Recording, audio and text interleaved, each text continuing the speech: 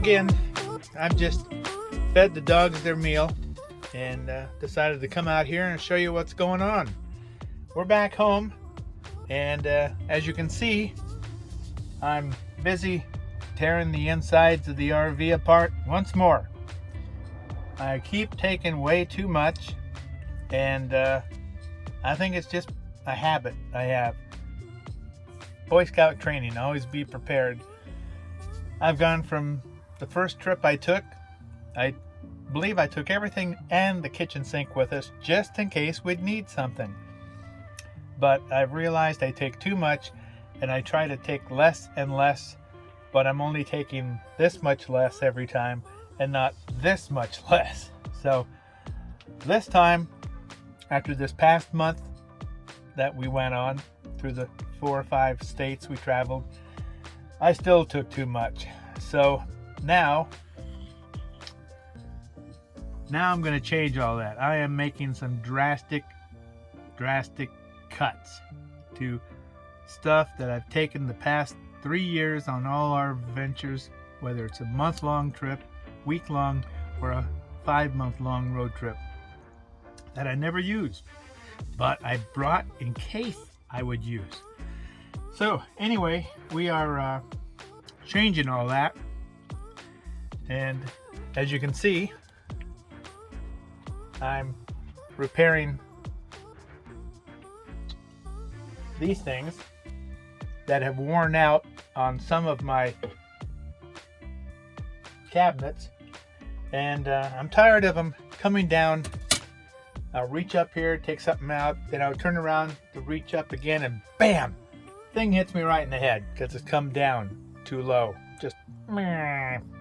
So I am switching out the wore out ones there, and as you can see, I'm going through everything.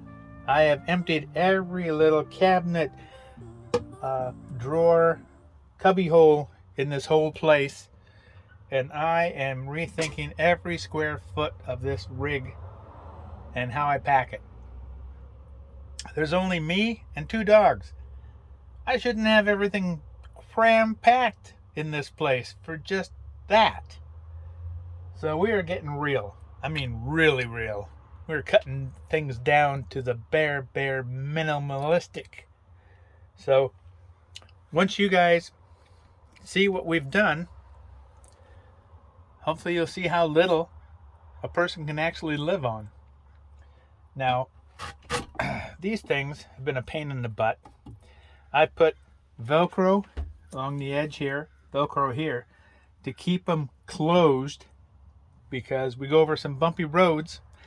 I spend probably a good part of my time on dirt road, gravel roads, rut roads up in the mountains, going to see places, going to BLM campgrounds, and these things just popped open. So I did that, put the Velcro on them, and that works pretty good. But then I had little gate latches on here because even that did pop open. So I put gate latches here, and that worked okay, but eventually it wore them out.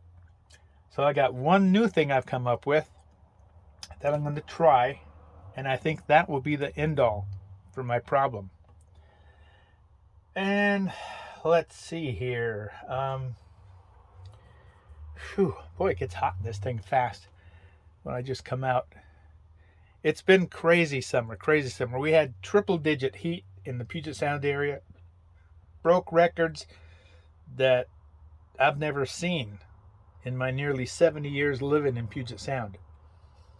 And I've just given up guessing on the weather anymore. It used to be a sure thing that come October you'd have rain until July.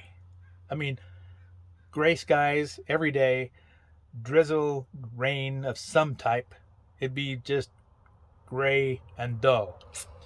And I think back in the 70s, they even said Seattle was the suicide capital of the world because of seasonal disorder, whatever that thing is that people have up here.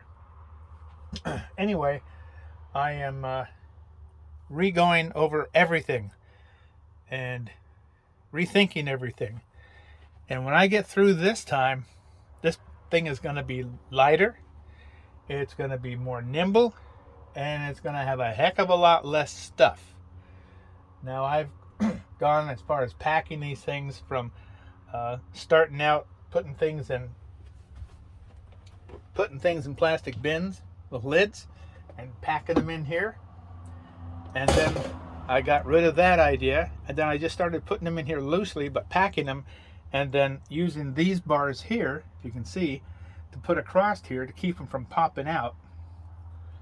And then I went from that to these mesh bags of different sizes that you use basically for travel.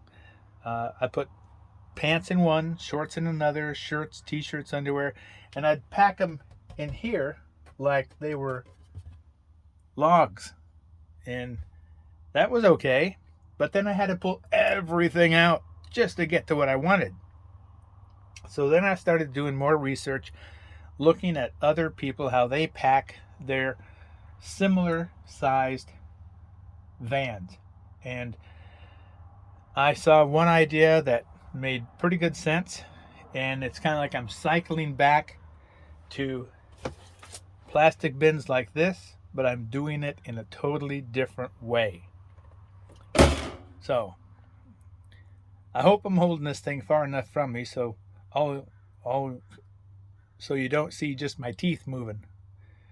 Anyway, yeah, we're gonna revamp this entire interior here, bathroom included, because I had that packed with way too much crap. So and then my refrigerator, I'm redoing that as far as how I pack it so it stays cold. It usually stays in the 30s, and it'll go up to maybe 40 or so, 40, 42 if I got it parked in the wrong direction. But I'm creating a sunshade for that side of the refrigerator vents, and I'm going to see how well that keeps it cool. So anyway, I am making changes and making improvements. I've got projects going on for the exterior also, and eventually when all this is said and done, it's going to be easier to travel in, easier to live in. Everything is going to be very accessible, easily to get to. And let's see, the girls are going to have more fun too, because there'll be less stuff in everybody's way. So anyway, yeah, I think I'm going to check out this AC, see if I need to recharge that, because it cooled things down, but it just seemed to take long time, you know. So I'm going to check into that. And other than that, I am working on 2 new road trips coming up in the near future here for the end of summer. And they're going to be to 2 different caverns. One's a cavern in Washington State that you can tour. It reminds me a lot of the caverns in the Sierra Nevadas in California. But this cavern you hardly ever hear anything about. You hear more about the Ape Caves around St. Helens than you ever do of this cavern. And I've lived here all my life and just found out about it 15-20 years ago. And then there's another cavern, famous one down in southeastern Oregon, that we're going to go travel. Figure a week, 2-week trips for each one, make it worthwhile and enjoyable. And we'll do videos on those. Plus, then the fall comes, we're going to get our Washington State off-season pass and start traveling and camping in all the Washington State parks that are open during the off-season free. And we'll be doing videos on those we have yet to visit. So we have plans. We have videos coming out. And then hopefully we're going to go on a multi-month long trip next year. And I'm not worried about problems with finding campsites or anything like that, because everybody's going to the same darn place every other Joe is. And this last trip I was on through 4 different states, I didn't have a darn problem at all finding the place to camp, because everybody was going to the same places. And hey, that's fine if you want to be like a bunch of ants, but that's not me. That's not how I travel. I travel to get away from people, away from the masses. So anyway, whew, it's hot in here. I better go see what the girls are doing. They're done eating. They're probably ready to play in the backyard. So anyway, that's what's going on. We're back. We're revamping the interior of the RV once again. This time, hopefully it'll be the last revamp. Getting down to the nuts and bolts. Taking exactly and only what I absolutely need. And we'll be on the road again here soon. So I hope you guys enjoyed the videos we made of this last month's trip through the states. And don't worry, it's not that bad out there. Just don't be like the masses and go where everybody and their uncle goes, because then how can you enjoy yourself when you're shoulder to shoulder with people, even in the wilderness? That's not why I go camping.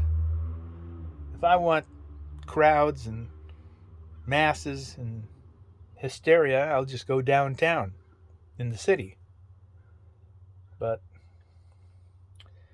anyway, well, thanks for tagging along. Hopefully I'll have something to show you guys here next video. And we'll be ready to get the heck out of town again. Sirens, alarms, drag racers, obnoxious people shouting at each other. Well, that's the state of society today. So take care out there. Thanks for watching, and God bless.